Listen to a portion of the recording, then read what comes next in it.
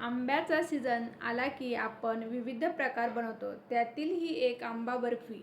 आंबा नारळ वडी बऱ्याचदा करताना काय होतं तर वड्या चिकट होतात किंवा अशा या खुसखुशीत वड्या तयार होत नाहीत. ताटापासून सहज विलग्न होणाऱ्या अशा वड्या ह्या आज आपण पाहणार आहोत. आपण ह्या अशा तोंडात टाकताच विरघळणाऱ्या आणि खुसखुशीत तयार होणाऱ्या आंबा नारळ वडीची साधी, सोपी आणि अचूक पद्धत पाहणार आहोत. तुम्ही पहिल्यांदा जरी ही रेसिपी करणार असाल तरीसुद्धा तुमच्या वड्या इतक्या छान मस्त खुसखुशीत आणि तोंडात टाकताच विरघळणाऱ्या तयार होतील. नमस्कार, मी ज्योती. तुमच्या सगळ्यांचं मनापासून खूप खूप स्वागत. इथे मी 2 आंबे घेतलेले आहेत.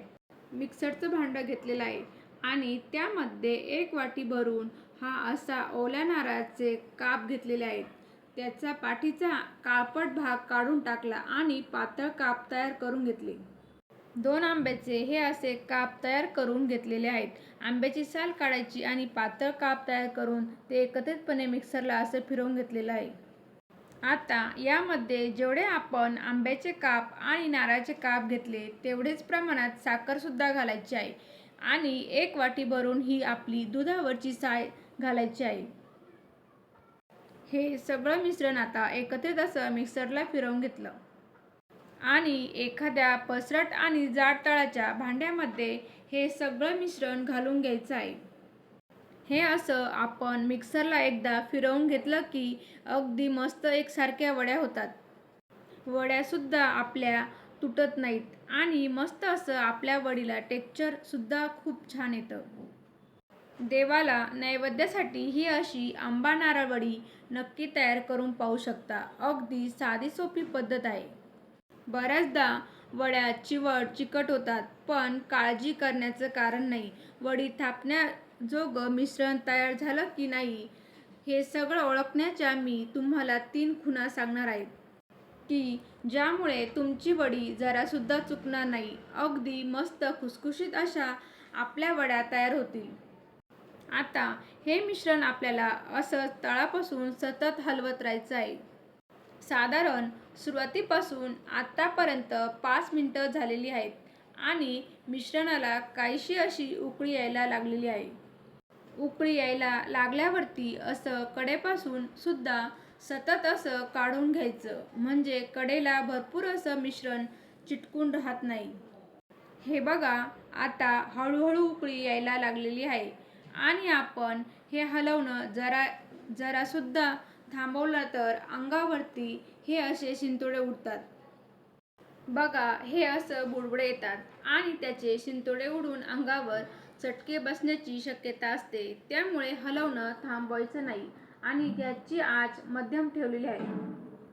सुरुवातीपासून आतापर्यंत साधारण 10 मिनिटं झालेली आहेत आणि 10 मिनिटांमध्ये बघा बरंच मिश्रण घट्टसर झालेलं आहे आणि याचा रंगसुद्धा थोडासा बदललेला आहे. आपण सतत हे असं तळापासून हलवतच राहायचं आहे. वडी ठेवून गॅसवर आपण कुठेही साईडला जायचं नाही, नाहीतर मिश्रण करपते. त्यामुळे आपली वडी तळाशी चिटकते. ह्या कारणामुळे असं होऊ नये याकरता हे असंच आपल्याला हलवत राहायचं आहे. साधारण 15 ते 20 मिनिटं लागतात. आपण यामध्ये असा चमचा ठेवून बघायचा, तो पडतो की नाही ते बघायचं. चमचा पडला नाही की समजायचं आपलं मिश्रण तयार झालं आहे. तूप लावलेल्या ताटामध्ये हे मिश्रण काढून घ्यायचं आहे. हे मिश्रण ताटामध्ये चांगलं असं पसरून एखादी वाटी जर सपाट तळाची घेतली त्याच्याने सुद्धा आपल्याला हे असं एकसारखं मिश्रण चांगलं पसरवता येतं. कुठे जाड पातळ असं वडीचे मिश्रण न करता सगळ्या एकसारखं ह्या आकारात आपल्याला वड्या आल्या पाहिजेत याकरता अगदी व्यवस्थित हे मिश्रण असं पसरून घेतलंय.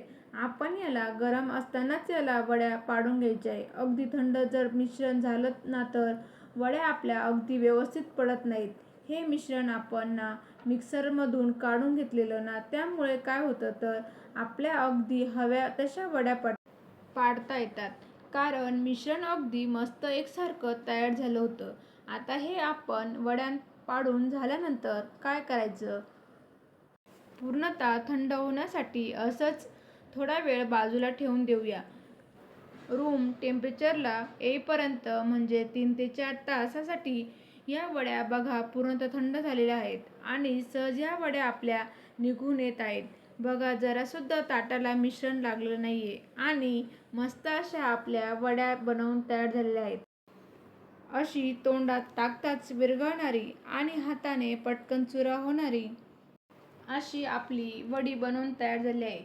जर तुम्हाला ही माझी रेसिपी आवडली असेल तर एक लाईक जरूर करा. तुमच्या मैत्रिणींना आणि नातेवाईकांना जरूर शेअर करा.